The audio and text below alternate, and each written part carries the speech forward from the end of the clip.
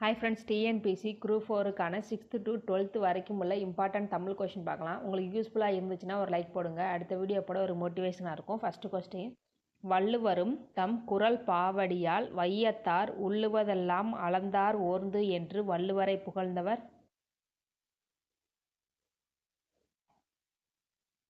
Answer B, பரணர். Next question, morpheme என்பதன் தமிழ் சொல்? ஆன்சர் டி, உருபன். நெக்ஸ்ட் கொஸ்டின், அல்லில் ஆயினும் விருந்து வரின் உவக்கும் என்று விருந்தோம்பலின் சிறப்பை கூறும் நூல்? Answer B, Natrinai.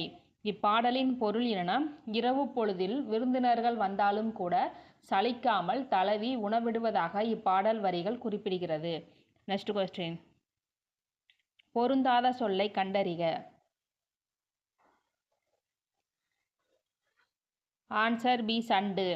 சண்டு என்பது இலைகளினுடைய ஒரு பெயர். கவை, கொப்பு, போத்து என்பது மரக்கிளைகளினுடைய பெயராகும். நெக்ஸ்ட் கொஸ்டின், அண்ணா நூற்றாண்டு நூலகம் ஆசியாவின் எத்தனையாவது பெரிய நூலகம்?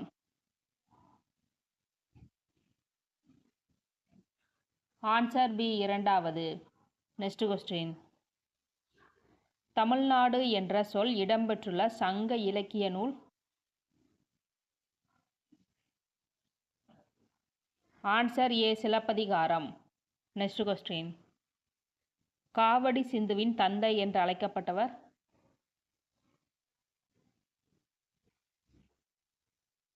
Answer B, Annamalaiyar. உங்களுக்கான கொஸ்டின் என்னன்னா, சிந்துக்கு தந்தை என்று அழைக்கப்பட்டவர் யாருங்கிறத கமெண்ட் பண்ணுங்க ஃப்ரெண்ட்ஸ். நெக்ஸ்ட் கொஸ்டின், சரியானதை தேர்ந்தெடு. ஆன்சர் பி, ஒரு நகரம்.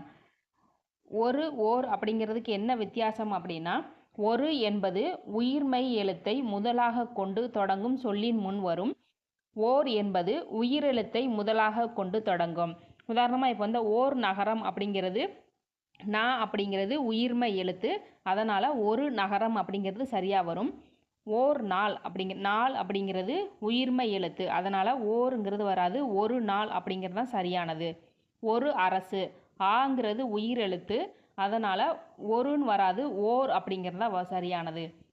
நெக்ஸ்ட் கொஸ்டின், கான் வேர் சொல்லின் தொழிற்பெயர்? ஆன்சர் டி, காணுதல். நெக்ஸ்ட் கொஸ்டின், சிலப்பதிகாரத்தில் உள்ள காதைகளின் எண்ணிக்கை? Answer B, 30. சிலப்பதிகாரத்தில் புகார் காண்டம், மதுரை காண்டம், வஞ்சி காண்டம் என 3 காண்டங்கள் இருக்கும். இதில் புகார் காண்டத்தில் 10 காதைகளும், மதுரை காண்டத்தில் 13 காதைகளும், வஞ்சி காண்டத்தில் 7 காதைகளும், மொத்தம் 30 காதைகள் உள்ளன. ஓகே ஃப்ரெண்ட்ஸ், உங்களுக்கு யூஸ்ஃபுல்லாக இருந்துச்சுன்னா லைக் போடுங்க. அடுத்த வீடியோ போட ஒரு மோட்டிவேஷனாக இருக்கும். தேங்க்யூ.